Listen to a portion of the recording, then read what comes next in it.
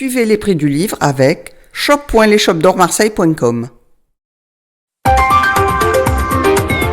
Richard Findiquian.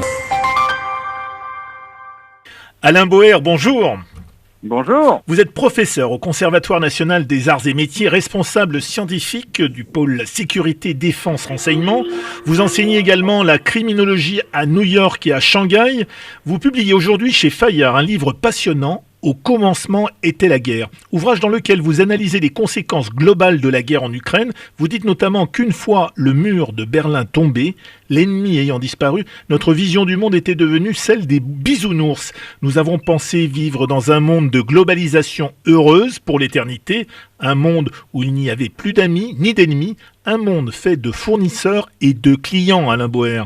Oui, on a imaginé un Erasmus géant, car on pensait que la guerre était finie et qu'elle serait finie pour toujours, comme si le bon vieux passage si vis pacem parabellum, si tu veux la paix prépare la guerre, n'existait plus. Nous, on a préparé la paix et on a eu la guerre. C'est une des problématiques de cette capacité à oublier très rapidement, à l'amnésie du passé, et c'est valable malheureusement pour la violence comme pour le reste, et nous nous sommes préparés à la guerre comme nous nous sommes préparés en matière sanitaire, ou sécuritaire, ou industrielle. Nous avons tout oublié et nous payons aujourd'hui le prix de cette amnésie. Alors vous écrivez également que derrière cette guerre inexorable et imprévue en Ukraine, nous vivons une revanche, une vengeance de l'histoire et de la géographie. Vous dites qu'on a créé un univers de frontières à angle droit en ignorant les foi, les peuples et les traditions. Vous dites en substance que les peuples ont une mémoire et que les frontières qui ont été dessinées unilatéralement n'ont aucun sens pour les personnes qui vivent à l'intérieur de ces frontières. Et en vous lisant, on pense par exemple au Karabakh, à l'Artsakh, peuplé majoritairement d'Arméniens, que Staline, en 1921, rattachera l'Azerbaïdjan, ce qui entraîne la situation dramatique et la crise que traversent l'Artsakh et les Arméniens actuellement. Un exemple parmi d'autres, bien sûr. Oui, bien sûr, mais c'est valable aussi pour les Tatars de Crimée, c'est valable pour les Tchétchènes, c'est valable pour les Kurdes. En fait, il y a une problématique générale, c'est que toute frontière à angle droit, à bout carré et au double décimètre n'existe pas. Elle n'est qu'une invention liée marquée par la négation justement de l'histoire, de la mémoire, de la tribu, du peuple, de la foi aussi. Oui. Et nous en pensons que tout ceci avait disparu par la globalisation heureuse et la marchandisation du monde. Rien de tout ça n'est vrai. Et quand on a ouvert le congélateur de l'ex-Yougoslavie, qui a été le détonateur de cette affaire, bien avant tout le reste, eh bien il s'est produit cette déflagration lente et inexorable que nous payons aujourd'hui, à la fois de notre insouciance, de notre inconséquence, de notre inconstance. Et c'est le cumul de tous ces éléments qui posent aujourd'hui le problème auquel nous devons faire face, en nous demandant pourquoi nous l'avons fait, mais en l'ayant fait. Alors vous dites d'ailleurs, toujours à propos du conflit en Ukraine, qu'il était prévisible depuis longtemps grâce à Yevgeny Primakov, ministre des Affaires étrangères russe de 96 à 98, également Premier ministre, qu'il aurait fallu écouter, qui avait dit en son temps que la Russie devait s'opposer à l'extension de l'OTAN.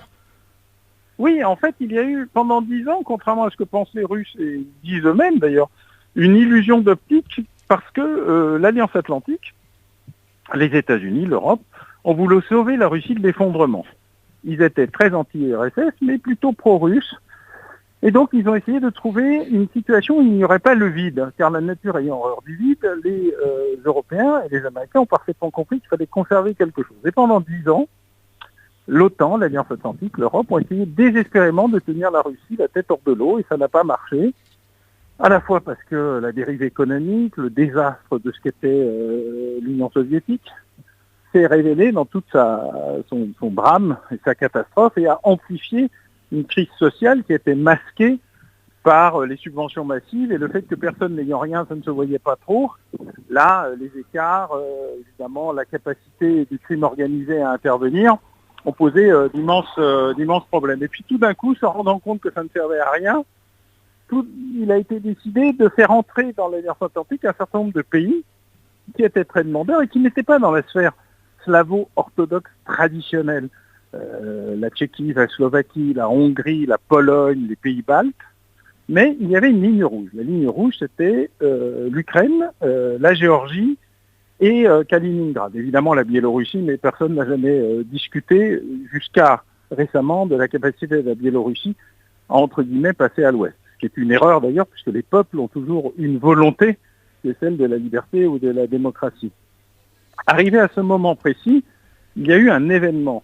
Primakov a parfaitement compris ce qu'était la nature même d'un événement très particulier qui a été la crise yougoslave. Oui. Quand la Serbie est entrée en conflit avec le Kosovo et qu'il y a eu un débat sur la manière dont étaient maltraités ou tués les musulmans dans la zone d'influence serbe, il y a eu un début de commencement de discussion pour trouver un plan afin de retrouver la paix, un plan d'interposition. Au moment où Primakov prend l'avion pour aller à New York puis à Washington discuter de ce plan, l'Alliance Atlantique unilatéralement décide une intervention armée et bombarde pendant près de 3 mois, plus de 2 mois en tout cas, la Serbie. Primakov fait demi-tour, il rentre à la maison et il dit tout est fini. Pendant longtemps, nous avons pensé que nous étions les méchants et que les Occidentaux étaient les gentils. En fait, nous sommes les mêmes, 2 impérialismes qui se font la guerre, et nous devons, pour protéger la Russie historique, la Russie slave, sa zone d'influence, créer les conditions d'autre chose que la négociation et le dialogue. Nous avons eu 10 ans pour essayer de trouver une sorte de pacification de la relation, et d'ailleurs Vladimir Poutine était l'homme de l'Ouest à Moscou, pas du tout l'homme de la guerre, et il est devenu peu à peu l'homme de la guerre. À propos d'une autre grande puissance, la Chine, vous écrivez que les Occidentaux ont toujours regardé la Chine avec la fascination du touriste visitant les plus beaux joyaux d'une immense civilisation plurimillénaire sans toujours bien comprendre l'envers du décor. Pour vous, les Occidentaux ont souvent des difficultés de compréhension face à cette grande puissance qu'est la Chine. C'est un peu aussi ce qui se passe avec la Russie. Vous dites que nous passons notre temps à ne pas écouter ce qu'ils nous disent.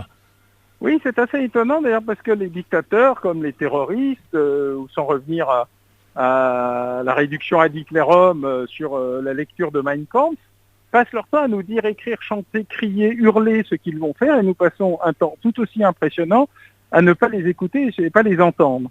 C'est très très étrange de voir à quel point ils produisent du texte des éléments, et d'ailleurs dans le livre je mets de longues citations pour bien montrer qu'il ne s'agit pas d'un petit extrait pris au hasard juste pour justifier ce que je pense. Moi j'ai écrit ce livre pour que les gens se fassent leur propre opinion à partir des vrais textes tels qu'ils ont été dits, écrits, pensés, publiés, et pas seulement en russe mais parfois en anglais, parfois en allemand, afin que tout le monde en dispose, y compris d'ailleurs des télégrammes diplomatiques déclassifiés récemment qui donnent une autre vision à la fois de ce qui a été la tentative de sauvetage de la Russie par les Européens, puis de ce qu'a été la problématique générale de la relation très étrange qui existe avec la Russie ou la Chine, mais aussi l'Inde ou un certain nombre d'autres pays, le Pakistan et d'autres, où nous les regardons avec une idée post-coloniale touristique, alors que ce sont des puissances, qu'elles ont une histoire, une mémoire, et parfois une nostalgie de leur puissance, et que nous sommes en train de vivre le retour des empires,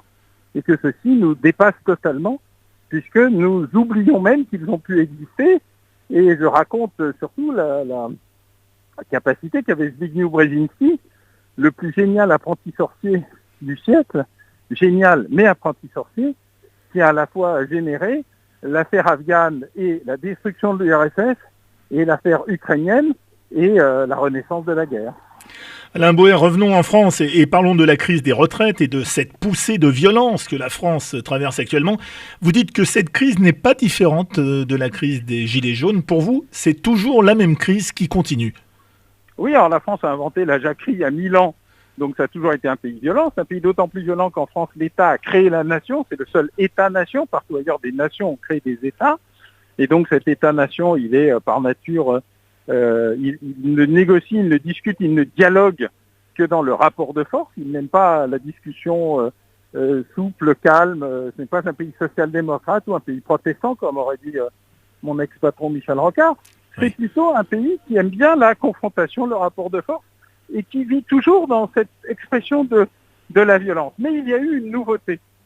C'est que d'habitude, la violence, elle était exprimée dans un cadre assez réglementé, assez strict. C'était plutôt un tournoi ou un duel où des représentants des organisations ouvrières ou révolutionnaires et la police se rencontraient à heure fixe pour bien montrer leurs muscles, les uns défendant la démocratie et les autres les populations opprimées.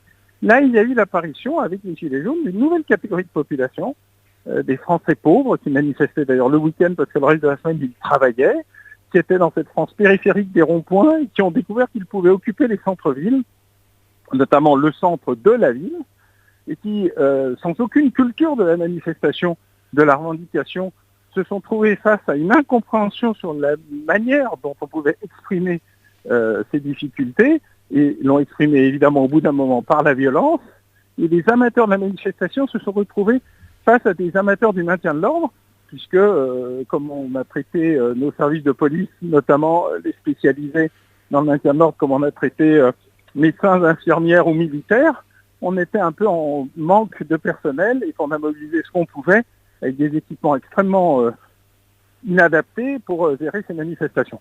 Ceci a provoqué cette espèce de crise terrible et ce ressentiment encore plus enraciné qui amène aujourd'hui à ce qu'il n'y ait plus d'autres possibilités, semble-t-il, sur à peu près quelques sujets que ce soit, de discuter sans qu'il y ait un énervement, un agacement, une violence. Et comme je le dis, c'est plus une convergence des rages qu'une convergence des luttes. Les gens ne sont pas d'accord sur ce qu'ils veulent, mais ils sont d'accord pour considérer qu'ils sont maltraités et que la seule manière d'être respecté, c'est d'utiliser une certaine forme de violence. Voilà, justement, la montée de la violence ne cesse de grimper. Alors pourquoi, Alain Boer, ne parvient-on pas, et ce sera la dernière question, pourquoi ne parvient-on pas dans ce pays à empêcher la violence de monter par un moyen ou par un autre ? Pour empêcher la violence de monter, il faudrait désarmer, désescalader. Or, l'équilibre en France se fait par le haut et pas par le bas. Le premier qui décide de désescalader, il prend le risque d'être submergé. Et comme l'État central est seul, unitaire, impérial, royal, même quand on élit un président de la République tous les 5 ans, en fait on élit le roi, quand on l'élisait tous les 7 ans, il y a donc là une difficulté très importante, parce que c'est la culture du pays qu'il faudrait modifier. Alors certains s'y sont essayés, Pierre Mendès France, Michel Rocard, ils n'y sont pas parvenus, soit en n'étant pas élus, soit en ne restant pas suffisamment longtemps au pouvoir. Une culture, ça ne se change pas par décret ou par un claquement de doigts. C'est la nécessité d'une volonté clairement affirmée par toutes les parties prenantes. Or aujourd'hui, toutes les parties prenantes préfèrent montrer leurs muscles parce qu'elles pensent que c'est le seul moyen d'être respectées. Et malencontreusement, l'ère du temps est plutôt aux muscles qu'au cerveau. Je rappelle le titre de votre livre, Au commencement était la guerre, c'est publié chez Fayard. Merci Alain Boer. Merci à vous. À bientôt, au revoir. Au revoir. Richard Fandikian.